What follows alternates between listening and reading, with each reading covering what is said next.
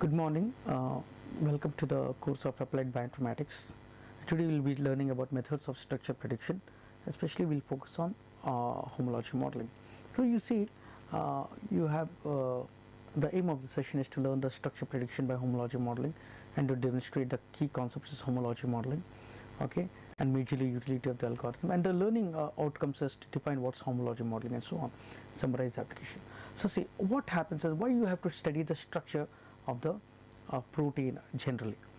So there are different methods like X-ray crystallography, NMR, and cryolochrome microscopy, but the major concept of finding the structure by computational methods is the limitations, okay, or the cumbersome methods where we are finding with the experimental procedure. For example, X-ray crystallography. So there are, suppose if we are taking about transmembrane proteins which is very tough to crystallize, right?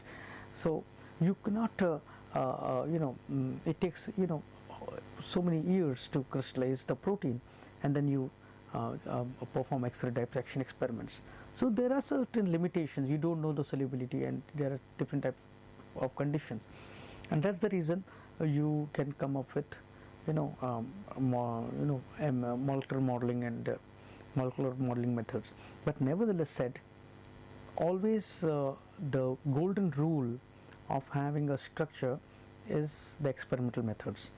Computational methods is that's why we say structural it's a prediction. When we are doing from computational science, it's a prediction only. It's not a direct structural determination what we are doing with the crystallography. Okay, so let us see what's homology modeling is done. For example, homology modeling, again, what it relies on the experimental structure. So let us understand what's homology modeling. Is one of the computational structure prediction methods that is used to determine the protein 3D structure from its amino acid sequence. That's what we want. You have an amino acid sequence, you want to determine the structure. Okay, so it has multiple steps. So what is it relies on is it relies on the experimental structure only. So okay, once if you have, there are two sequences, this sequence has a structure, and for example sequence B has a structure, and sequence A and sequence B are matching.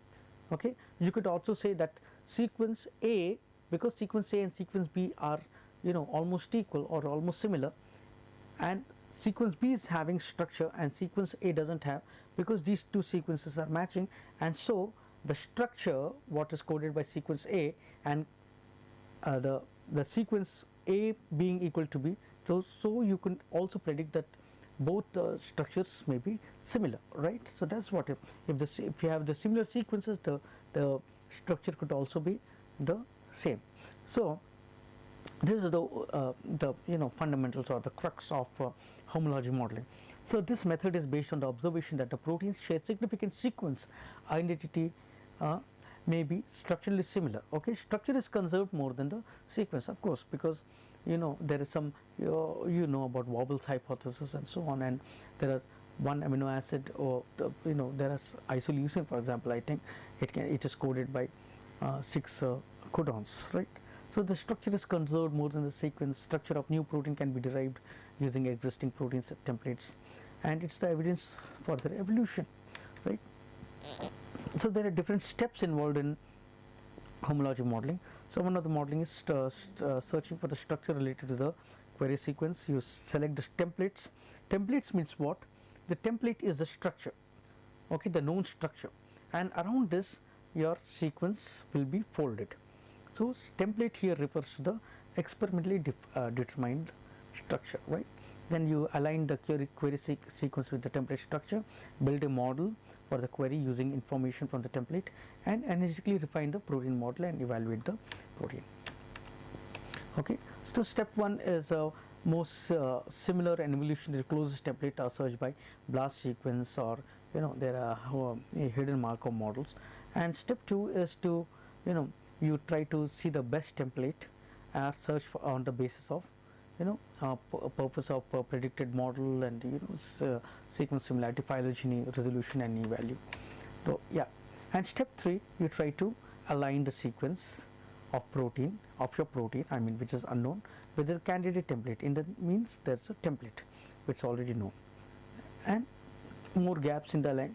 So if you find more gaps, for example, this is known and this is unknown, this, if you are finding good gaps, right, so you won't find your protein can be, you know, matched very well. So if it is equal, you can map it very well.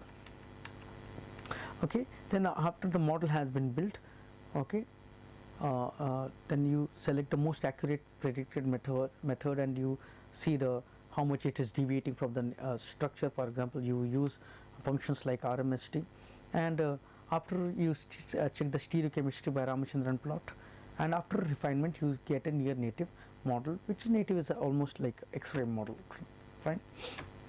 So this is the strategy what you use for homology modeling. Okay, so a protein is modeled using homology modeling method. State under what conditions the following should be observed. For example, if I am giving you a sequence, could you determine the protein? Now if you are finding more RMSD, that means the model is not perfect. Okay, and this is the basic things what you have been doing. So there are some good examples of using homology modeling. You can use Swiss PDB viewer or Swiss or you have a Google Fold and so on. Okay, with this we complete the session of homology modeling. Thank you so much.